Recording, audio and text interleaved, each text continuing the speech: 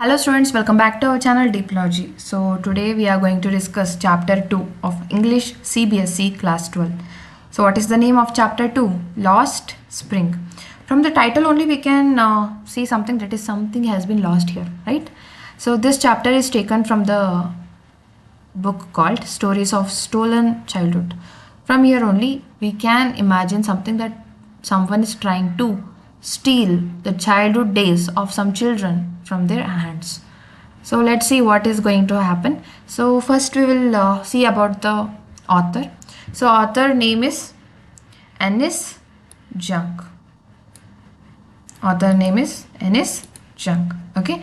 So Anis Jung was born in Rourkela. It is a city in Odisha. Okay. City in Odisha, and spent her childhood and adolescence in Hyderabad. So adolescence is like a age between 12 to 18 we can say, and Hyderabad is a capital of Telangana in South India. Okay, she has received her education in Hyderabad and in the United States of America. Her parents were both writers, and Anis Jung began her career as a writer in India. She has been an editor and columnist for major newspapers in India and abroad. So what is the meaning of columnist? You can see in newspapers like there will be an page called editorials, opinions, like that. So that is written by some of the columnists, those articles like that. Okay, and has authored several books. The following is an extract from her book titled Lost Spring, Stories of Stolen Childhood. So this the book name you have to remember. Here she analyzes the grinding poverty and traditions which condemn these children to a life of exploitation. Means she majorly focuses on the slum children. So how they are unable to do something, means they are unable to go for a proper schooling, or they are unable to enjoy their childhood days, and from their hands that is has been stealed off like that, and those children has been exploited like anything in a very childhood days only, right? And she majorly focuses on the children who takes some things from like newspaper, like plastic bottles like that from the garbage. Those rag picking boys and girls will be there, no? On that children she majorly focuses here, and that poverty and that situation she tries to explain here. So before entering the proper lesson, I want to discuss some of the important words here. Okay, so the first word is looking for. Looking for means searching, like that, meaning slog their daylight hours, means they are continuously working from morning to night, means without any rest. They didn't have any rest, they are working like hell. It is expressing like that. Roof over his head means it is expressing the shelter. Perpetual state of poverty means a continuous state of poverty. How much they work also they can't overcome their poverty. So that is explaining by this proper phrase. Dark hutments means the rooms which they were staying, or house they were staying, those were like dark shelters like that. Imposed the baggage on the child means they are someone like forcing them to do these all the things in the childhood days, like that it is explaining. Okay, so first paragraph let us see. Okay, sometimes I find a rupee in a garbage. Why do you do this? I ask Sahib, whom I encounter every morning, scrounging for gold in the garbage dumps of my neighborhood. So what this sentence is trying to explain means, the boy is telling that sometimes I find a rupee in the garbage. He finds some money in the garbage. So our narrator, which is Anis Jung, she asks that boy. So that boy's name is Sahib, the first character, remember? Okay, so what she asked that, why you do this, why you do this, all the things you have to go to school like that, something with a very concern. She says that, why do you do this? So, and that Sahib is a boy who is rag picking like that, and he was scrounging. Scrounging means he has been searching for a gold in the garbage. It doesn't mean the gold only, the metal gold. It means some valuable things in the garbage from her neighborhood. It is expressing like that. Sahib left his home long ago, set amidst the green fields of Dhaka. His home is not even a distant memory.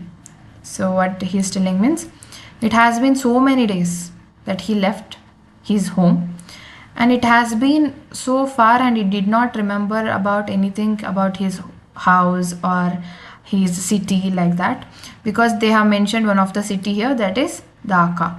So, Dhaka is a city in Bangladesh. Okay, and it has been very far memory for him to express these all the things. Okay, there were there were many storms that swept away their fields and homes. His mother tells him that's why they left, looking for gold in the big city where now he lives. Means there they were having some home fields like that, but some consequences made those all the things has been gone right now in that Dhaka place. So for that purpose they shifted from that Dhaka place of Bangladesh to here right now, and now he is searching for a gold in the garbage. He's expressing like that. Okay, I have nothing else to do, he mutters, looking away. Means what all he can do, means he has some responsibility to take over his family, and he did not have a proper education, and his childhood days it was. So he is expressing that in a very innocence, that what else can I do, to our narrator. Go to school, I say glibly, realizing immediately how hollow the advice must sound. Means the narrator says that in a very one go, she says that go to school, but glibly means the things like she feels guilty after saying those all things. Means she said that one go, but after that she realized that how difficult for him to face these all the things and to take over the responsibility at this small age, and also going for a school, and in that situation it is not possible, right, like that. And she immediately realizes all the things afterwards. There is no school in my neighborhood. When they built one, I will go. So in a very quiet and innocent way, our boy Sahib has replied our narrator that there is no school, madam, so in my neighborhood, so I can't go. If there is one, I will confirmly go for it. Okay. If I start a school, will you come? I ask, half joking. Yes, he says, smiling broadly. A few days later, I see him running up to me. Is your school ready? So, after these all things, our narrator asked the Sahib that if I start the school, will you come? So, he is very happy to say, he says with a very broad and big smile that yes, I will come. So, but our narrator has been told like if I start a school, like will you come, in a very joking way. She has been like a very one go. She is asking that will I if I build the school, will you come, like that. But he was so happy, right? And after a few days later, after telling this all the conversation between the our narrator and that Sahib boy, he comes very runningly towards the our narrator and says that is your school ready, like that. It takes longer to build a school, I say, embarrassed at having made a promise that was not met. But promises like mine abound in every corner of his bleak world. Means, but at an embarrassment, because she said in a joking way, but he took in a serious way. So she feeling an embarrassed situation, and she replied to him that the school for building it takes a longer time. It is not like a building for a one day, so it takes time. And she feeling embarrassed because she was doesn't mean actually that she is starting a school there. She just made a fake promises, and she expresses that in his life these fake promises are common. So many people comes and do a fake promises on in his life and then go. And she's expressing like it. Okay.